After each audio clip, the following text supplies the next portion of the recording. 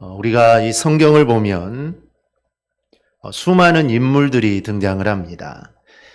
그런데 우리가 성경의 인물들을 좀 자세하게 살펴보면 처음에는 좋지 않았는데 이 끝까지 좋지 않은 사람들이 있습니다.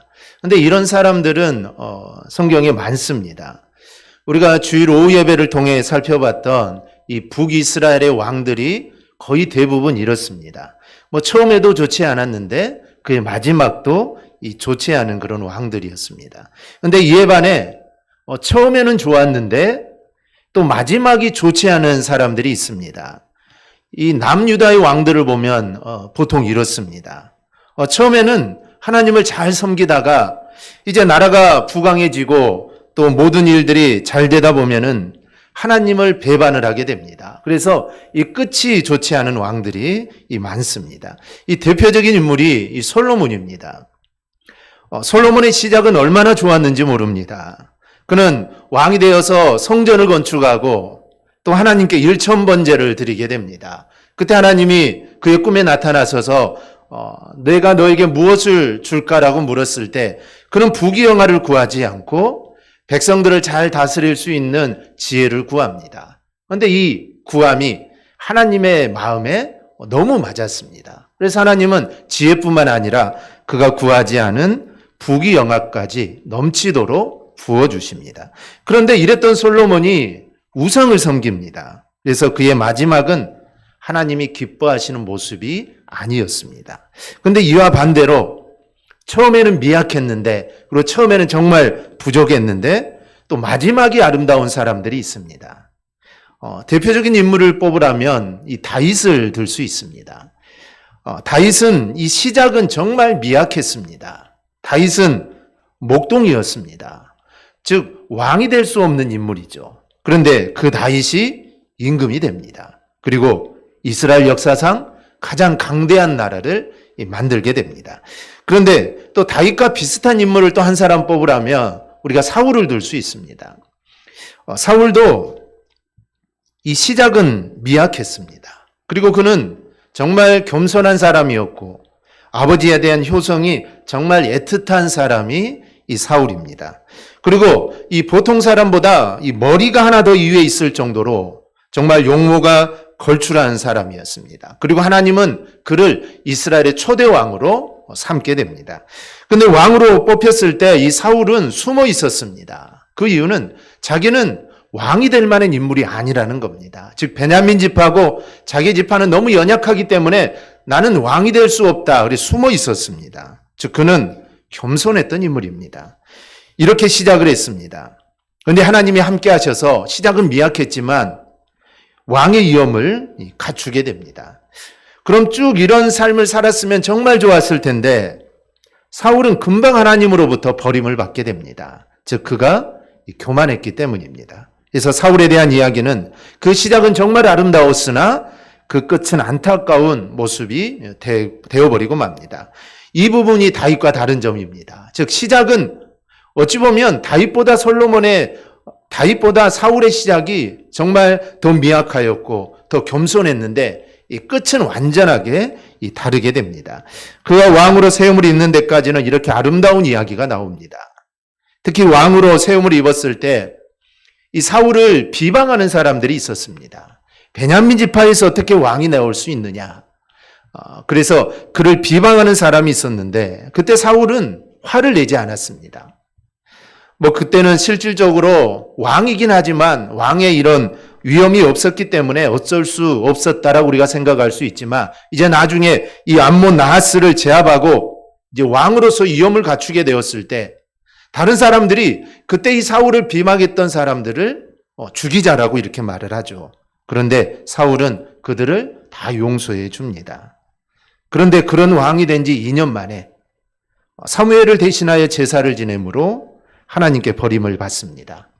우리는 이 말이 너무나 강합니다. 사울을 생각하면 우리가 제일 먼저 떠오르는 것이 하나님께 제사를 잘못 드려가지고 버림받은 왕이다.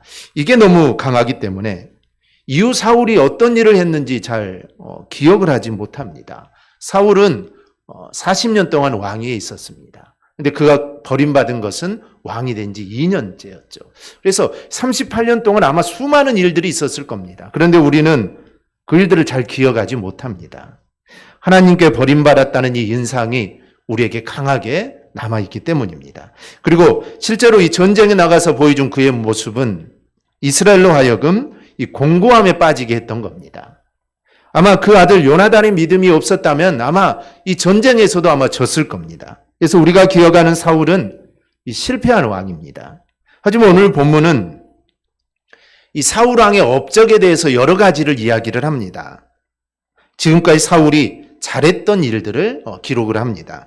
보통 역대기서를 보면 한 왕에 대해서 기록하는 마지막 부분에 그의 업적을 기록을 하게 됩니다. 그래서 이런 스타일을 통하여 이렇게 지금 성경은 기록을 합니다. 사울이 왕위에 오른 후에 사방에 있는 많은, 즉 모든 대적들을 다 이겼다라고 성경을 기록합니다. 그리고 그의 자녀에 대해서도 이야기합니다.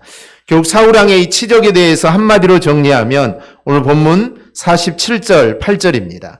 사울이 이스라엘의 왕위에 오른 후에 사방에 있는 모든 대적 곧 모압과 암몬 자손과 에돔과 소바의 왕들과 블레셋 사람들을 쳤는데 향하는 곳마다 이겼고 용감하게 아말렉 사람을 치고 이스라엘을 그 약탈하는 자들의 손에서 건졌더라. 즉 한마디로 사울은 대적들을 쳤고 그 대적들로부터 이스라엘을 건졌더라는 겁니다. 그리고 가는 곳마다 이겼습니다. 즉 사울은 전쟁을 할 때마다 이겼습니다. 하나님이 그를 버렸지만, 하나님이 그에게서 떠났지만 어찌된 일인지 사울은 전쟁을 할 때마다 이겼습니다. 분명 이런 표현은 우리가 지금 생각하듯 실패한 왕이라는 인식과는 좀 다릅니다. 실패한 왕이라고 우리는 기억하고 있는데, 근데 사울은 전쟁에서 늘 이기게 됩니다. 그러면 우리는 다시 한번 좀 생각을 해봐야 됩니다. 과연 사울 왕은 실패한 왕일까 아니면 성공한 왕일까라는 것이죠.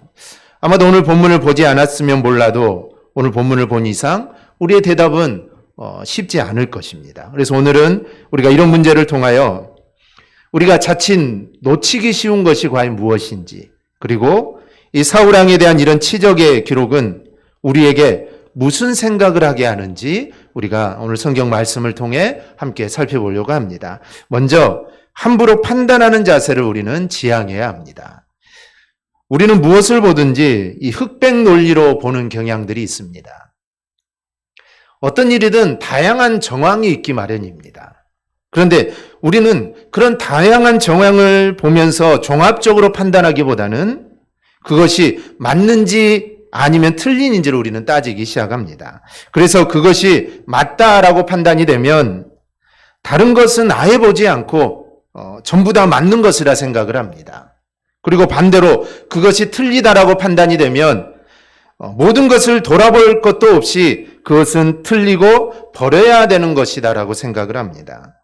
이런 일은 우리 사회에도 자주 나타납니다.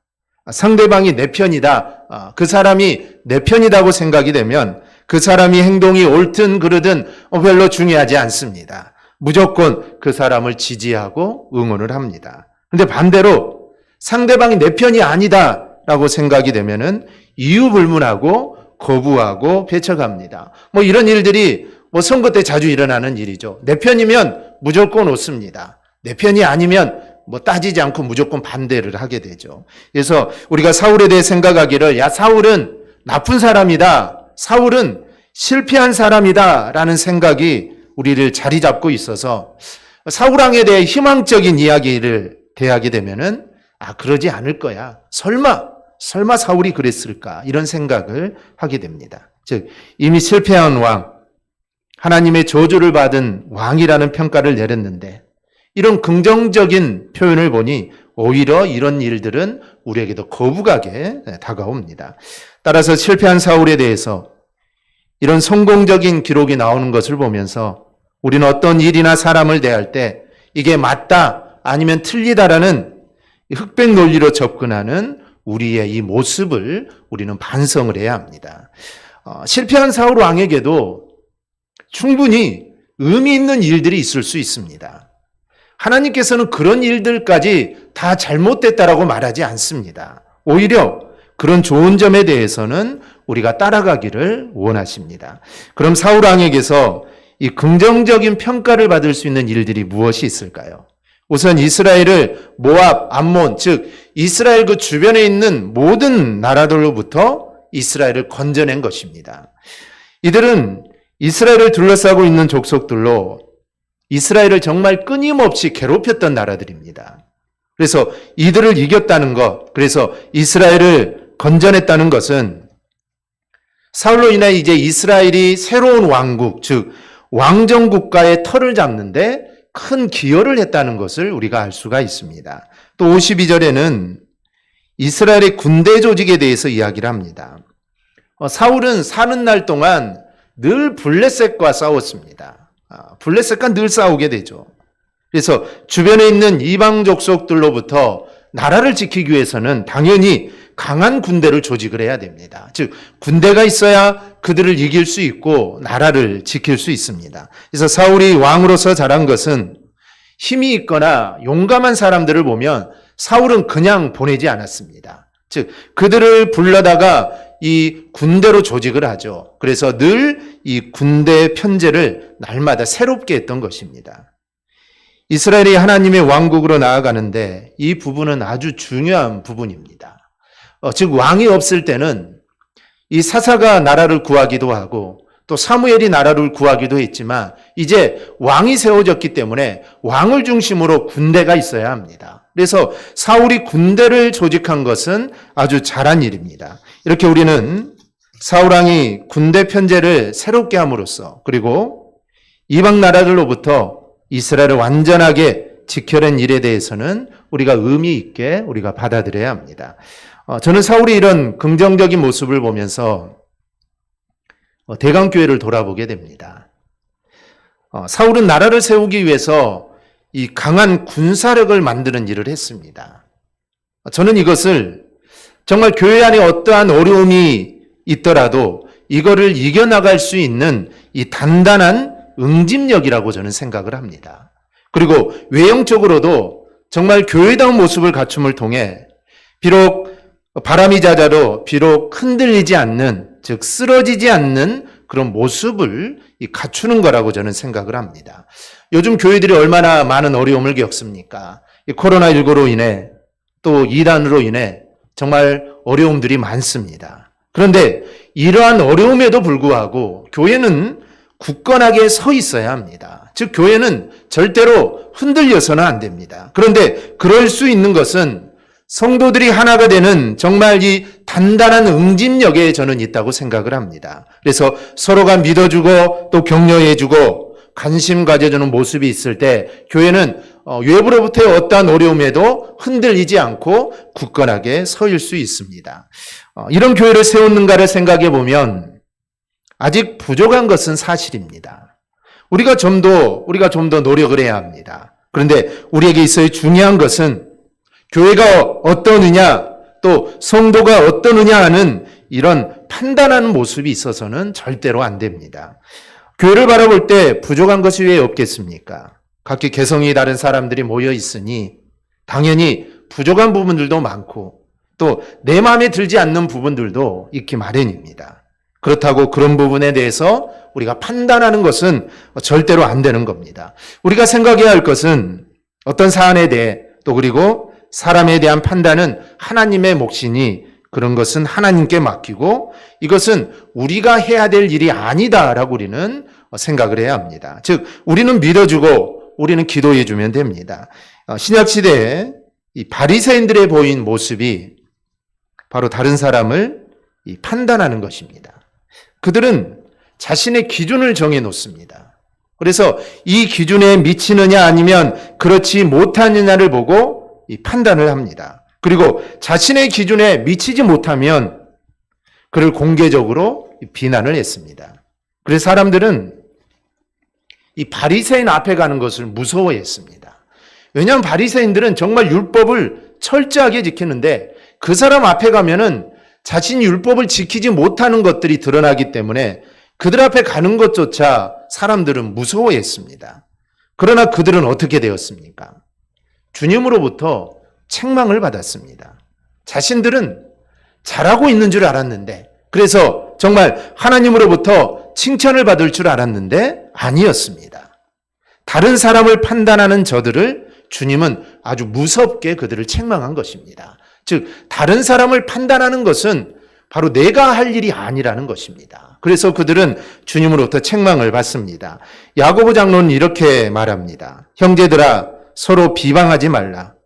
형제를 비방하는 자나 형제를 판단하는 자는 곧 율법을 비방하고 율법을 판단하는 것이라. 내가 만일 율법을 판단하면 율법의 준행자가 아니요 재판관이로다. 입법자와 재판관은 오직 한 분이시니 능히 구원하시기도 하시며 멸하기도 하시느니라. 너는 누구이기에 이웃을 판단하느냐. 야고보 장로는 재판관은 오직 하나님 한 분밖에 없다는 겁니다. 그러니 네가 누구기에 감히 이웃을 판단할 수 있겠느냐라고 말을 합니다. 우리가 이 사실을 기억할 때, 즉 판단하시는 분은 하나님이시다라는 것을 우리가 기억한다면 우리는 섣부르게 사람을 판단하는 일에서 우리는 벗어날 수가 있을 겁니다. 오늘 우리는 사울을 보면서 이미 큰 잘못을 저지르고 있습니다. 사울의 우리는 한 면만 보고 그는 나쁜 사람이다, 그는 실패한 왕이다 라고 우리는 판단을 했기 때문입니다. 그러나 하나님은 그렇지 않습니다. 그가 한 착한 일들을 우리 하나님은 기록을 합니다. 오늘 우리는 오늘 말씀을 통해 이 사실을 우리는 깨달아야 합니다. 이제 우리는 판단은 하나님께 돌려야 합니다.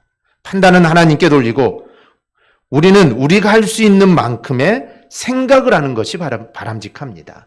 이것이 옳다, 이것이 그르다 판단하는 것이 아니라 우리가 할 수 있는 만큼의 생각을 해야 합니다. 오히려 악한 사람에게서도 이 긍정적인 요소가 있다는 것을 우리는 발견할 수 있어야 합니다. 그리고 장점을 찾아봐야 하고 그 사람을 칭찬해 주어야 합니다.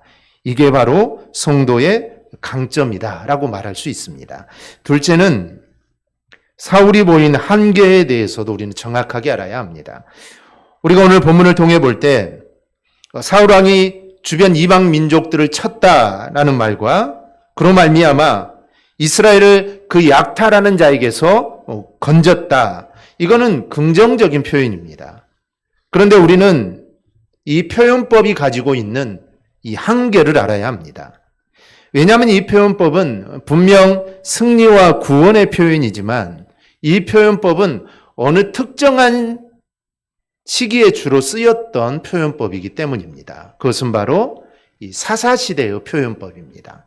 사사기 3장을 보면 이렇게 기록합니다. 그가 이스라엘의 사사가 되어 나아가 싸울 때에 여호와께서 메소포타미아 왕 구산 리사다임을 그의 손에 넘겨주심에 온니엘의 손이 구산 리사다임을 이기니라. 그런데 이런 표현들은 사사기에서 계속해서 나오는 표현입니다.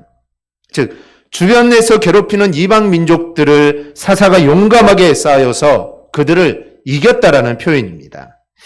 당시 이스라엘이 가나안을 점령해 나가는 중이거나 또 이제 정복한 후에 자리를 잡는 이 과정이었기 때문에 주변 이방 민족들의 위협을 많이 받았습니다. 그리고 그 가나안에 살고 있던 이방 민족들을 쫓아내야 되기 때문에 이런 일들이 잦았습니다. 하면 왕정 시대에는 이런 표현이 나오지 않습니다. 주로 그가 어디에 묻혔고 그의 업적이 역대지락에 기록되었다라는 식으로 표현을 합니다. 우리가 북이스라엘의 왕들을 통해 우리가 이미 살펴본 내용들입니다. 그런데 사울은 사사시대의 기록을 따르고 있습니다. 즉 사울은 왕정시대의 인물이지만 그는 사사시대의 삶을 지금 살아가고 있는 것입니다. 그리고 앞으로 사울의 길이 어떠할 것인지도 우리에게 알려주는 말씀이기도 합니다. 이스라엘은 사사로부터 구원을 받습니다. 그리고 이스라엘의 삶이 그 이후의 삶이 어떻습니까? 그들이 다시 죄를 짓습니다. 즉 이스라엘이 그랬듯 사울도 이제 그런 삶을 살게 될 거라는 것을 우리에게 말해주는 것입니다. 그리고 오늘 본문이 아니면 이제 사울 왕에 대한 업적이 나오지 않습니다. 이후로 다윗과의 관계에서 이 갈등을 지속하는 이야기가 나옵니다. 따라서 사무엘서에 나오는 사울의 왕에 대한 이 기록은 이 초반부가 전부입니다. 시간적 의미에서 따져보면 이후에 이 사울이 했던 일은 더 많을 것입니다. 왜냐하면 지금까지의 삶보다 앞으로의 삶이 더 많기 때문입니다. 그런데 이후에는 사울의 좋은 이야기들이 나오지 않습니다. 다윗이 나오는 과정이기 때문입니다. 반대로 이야기하면 이제 이후로는 사울 왕이 이 버림받는 것에 대해서 이야기를 합니다. 귀신 들려 고생을 하고, 그리고 다윗 때문에 또 안도하게 되고, 그리고 또 다윗을 시기하여 다윗을 죽이는 이야기, 이런 이야기만 나옵니다. 그런데 사울이 뭐 이런 일들만 있었던 건 아니겠죠. 그 사이에도 전쟁이 있었을 것이고 또 전쟁에서 승리도 있을 겁니다. 그런데 그런 이야기는 나오지 않습니다. 비록 사울왕의 업적이 없는 것은 아닙니다. 그러나 사울왕은 어찌 보면 자신에게는 좋은 기회가 주어졌던 왕입니다. 이스라엘의 초대 왕으로서 어찌 보면 그의 명성을 떨칠 수 있는 아주 좋은 기회를 잡은 왕입니다. 그런데 새 시대를 표상하는 인물이 되지는 못합니다. 이제 역사적인 흐름은 왕정 시대로 넘어갑니다. 이 왕정이라는 것이 이스라엘의 요구로 하나님이 허락하신 것이지만 하나님은 이제 왕정 시대를 통하여 하나님의 왕국에 대한 이상을 펼치시기를 원했던 것입니다. 즉 왕정 시대를 통하여 하나님 나라를 이루기를 원했던 것입니다. 그런데 안타깝게도 사울은 이 일에 정말 쓰임받도록 선출이 되었지만 그는 역사를 새롭게 이루어 나가는 인물이 될 수가 없었습니다. 그래서 사무엘은 사울에 대해 긍정적인 평가를 내리지만 그 사울의 한계 역시 분명하게 지적을 합니다. 사울은 왕이었지만 사사시대와 같이 이스라엘을 어지럽히는 이방인들이 나타날 때 잠깐 나타나서 하나님의 구원을 맛보게 해주는 그런 인물이었던 것입니다. 그런데 하나님의 나라는 그런 나라가 아닙니다. 잠깐 나타났다가 승리하게 하는 그런 사사시대의 그런 흐름이 있는 곳이 하나님의 나라는 아닙니다. 어찌 보면 하나님의 나라는 다윗 왕과 같은 나라입니다. 다윗 시대와 같은 나라죠. 그런데 사울은 그런 나라를 이룰 수 있는 그런 어찌 보면 자격도 갖추었고 그런 일을 할 수 있는 왕이었지만 그런 일을 이루지 못했다는 것입니다. 이런 사울의 삶을 보며 우리의 삶을 좀 생각해 봅니다. 하나님은 지금 어떤 부분에서 어떤 방법으로 역사를 운행하고 계실까요? 우리는 하나님의 역사 운행에 우리는 적극적으로 따라가는 자가 우리는 되어야 합니다. 그러기 위해서는 지금 하나님이 나에게 무엇을 말씀하시는지, 그리고 나는 지금 하나님으로부터 나는 어떤 사명을 받았는지를 우리는 늘 깨닫는 자가 되어야 합니다. 사울은 이거를 깨닫지 못했습니다. 지금 하나님이 나에게, 즉 사울인 나에게 어떤 사명을 나에게 주었는지 이 사실을 사울은 깨닫지 못했던 것입니다. 우리가 늘 기도하고 말씀을 봐야 할 이유가 여기에 있습니다. 우리는 말씀과 기도를 통해 하나님이 지금 나에게 무엇을 말씀하시는지, 그리고 나에게 어떠한 사명을 주셨는지 우리는 말씀과 기도를 통해 우리는 깨달아야 합니다. 그래야 우리가 사울과 같은 삶을 살지 않고 우리가 다윗과 같은 삶을 살 수 있게 되는 것입니다. 우리는 이 사실을 늘 기억하고 늘 깨어있는 우리 성도들이 되어서 정말 마지막 때에 하나님께 귀하게 쓰임받는 우리의 삶이 되기를 바랍니다. 이 세 번째로 진정한 성공과 승리를 거두려면 먼저 영적으로 바로 서야 합니다. 52절을 보면 사울은 왕에 있는 동안 이 블레셋과 전투를 위해 힘있는 자나 용맹 있는 용감한 사람들을 불러 모았다고 합니다. 즉 평소에도 항상 이 블레셋과의 전투를 염두에 두면서 이를 위한 대비를 했던 겁니다. 따라서 이를 보면 사울은 이스라엘의 안전을 책임진 왕으로서 바른대로 노력했음을 우리가 알 수가 있습니다. 하지만 그의 이러한 노력에도 불구하고 하나의 허점이 있습니다. 그것은 그가 군사력의 증강에는 힘썼으면서도 자신의 영적 상태를 점검하는 데는 게을렀다는 점입니다. 그런데 이것은 이 개인적인 차원에서는 물론 또 하나님을 대신하여 통치하는 왕으로서의 아주 중대한 실수가 아닐 수 없습니다. 왜냐하면 이 다윗과 요나단의 고백처럼 전쟁은 여호와께 속한 것이고 사람의 수나 칼과 창에 달린 것이 아니기 때문입니다. 오직 이 전쟁은 하나님께 달린 것입니다. 군사의 많고 적음은 이 별로 중요하지 않습니다. 따라서 사울이 진정 이스라엘을 유하고 그 사방으로부터 이스라엘을 정말 지키기를 원했다면 사람들을 모으기 전에 먼저 하나님 앞에서 자신의 모습을 바로 세워야 합니다. 그리고 나아가 백성들 또한 그러하도록 지도를 해야 할 것입니다. 그럼에도 사울은 이를 모르고 이 부차적인 것에만 온통 신경을 썼습니다. 그래서 결국 자신은 물론 이스라엘 전체까지도 패망의 길로 몰고 갔던 것입니다.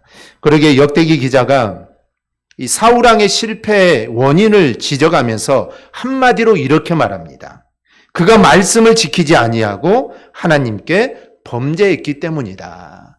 즉 사울의 실패의 원인은 그가 말씀을 지키지 아니하고 하나님께 범죄했기 때문입니다.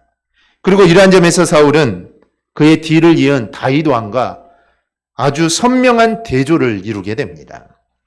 왜냐하면 다윗은 사울을 대신하여 이스라엘의 왕이 되었지만 정말 사울에 의해 이스라엘 나라는 정말 약해질 대로 약해진 나라입니다. 전쟁에서 이기기도 했지만 이 전쟁에 이긴 게 뭐가 중요합니까?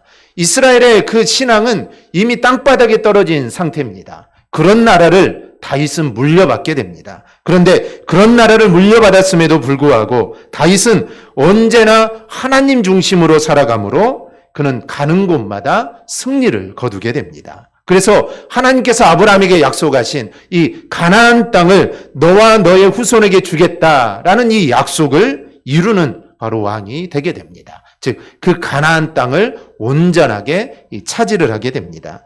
우리는 이러한 사실을 통해 교훈을 받아야 합니다. 즉 우리는 내 자신의 구원뿐만 아니라 또 가정이나 또 사업 또 사회와 국가를 안전하게 지키고 부흥하기 위해서는 먼저 내 자신부터 하나님 앞에 바로 서도록 우리는 힘써야 합니다. 그래야여 내 자신의 구원을 지키는 것뿐만 아니라 하나님의 능력과 은혜를 통해 우리의 가정을 지키고 또 우리의 사업장을 올바르게 세워나가야 하는 것입니다. 오늘 본문을 통해 알 수 있듯이 사울은 인간적인 눈으로 본다면 결코 실패한 왕이라고 볼 수 없습니다. 사울은 성공한 왕입니다. 세상 사람들의 눈으로 봤을 때, 세상 사람들이 생각했을 때 이 사울은 성공한 왕입니다. 나라를 다른 주변 나라를부터 지키고 나라를 잘 세워나갔으니 사울은 성공한 왕입니다. 그는 이스라엘 지파 가운데 베냐민 지파 출신으로서 이스라엘의 초대 왕이 되었던 왕입니다. 그리고 수많은 뇌회적 어려움에도 불구하고 이스라엘 왕정의 기틀을 확립했을 뿐만 아니라 이스라엘 외부로 적으로부터 훌륭히 지켜냈습니다. 그러나 사울은 불행히도 불순종함으로 말미암아 하나님으로부터 버림을 받게 되었고 그로 말미암아 그는 우리에게 실패한 왕으로 기억되게 된 것입니다. 이처럼 우리가 진정한 내가 성공자가 되느냐 실패자가 되느냐는 것은 우리의 육적인 성공이나 실패와 관련된 것이 절대로 아닙니다. 그것은 영적인 문제입니다. 우리가 육적으로 아무리 성공했다 할지라도 우리가 영적으로 실패하면 그 사람은 실패한 사람입니다. 그런데 우리가 육적으로 실패했다 할지라도 우리가 영적으로 성공하면 그 사람은 결과적으로 성공한 사람이 되는 것입니다. 그렇다면 여러분은 어떤 성공을 위해서 지금 일하고 있습니까? 육적인 성공을 위하여 정말 열심히 일하고 있습니까? 이 역시 육신을 입고 살아가는 우리에게는 간과할 수 없는 아주 중요한 문제입니다. 우리가 육체적으로 성공하고 우리의 사업이 성공하고 내가 하는 일들이 성공하는 거 이거 정말 중요한 일입니다. 당연히 잘 돼야 합니다. 그러나 이보다 더 중요한 것은 영혼과 관계된 영적인 성공입니다. 그래서 우리는 육적인 성공을 위하여 우리가 열심히 일하는 그만큼 영적인 성공을 위해서도 우리는 열심히 일해야 합니다. 영적인 성공을 위해서 육적인 부분까지도 우리는 정말 아낌없이 투자할 수 있는 여러분이 되시기를 바랍니다. 그러면 우리의 인생은 하나님이 보셨을 때 성공한 인생이 되는 것입니다. 세상 사람들이 우리에게 성공했다 하고 사업이 잘 된다 하고 야 너는 정말 복받은 사람이다 라고 하는데 하나님이 우리를 바라보시면서 아니다고 하시면 우리의 삶은 성공한 삶이 절대로 아닌 것입니다. 하나님이 보셨을 때 너는 정말 성공했다. 우리가 세상에서 실패하고 아니면 세상에서 내 하는 일들이 잘 되지 않고 그러더라도 하나님이 야 너는 성공한 사람이다 라고 말씀하시면 우리의 인생은 성공한 것입니다. 우리의 죽음 이후의 삶이 보장되어 있기 때문입니다. 그래서 우리는 이 사실을 정말 명심해야 합니다. 그래서 우리가 육적인 것에 우리가 신경을 쓰는 만큼 우리는 정말 영적인 것에도 우리가 신경을 쓰며 살아가는 저와 여러분이 되기를 바랍니다. 그래야 우리의 삶을 통해 하나님께 영광 돌리고 또 하나님으로부터 야 너는 정말 성공했구나. 너 정말 잘했다 라고 이렇게 칭찬듣는 저와 여러분의 삶이 꼭 될 수 있기를 주님의 이름으로 축원합니다. 아멘. 기도하겠습니다.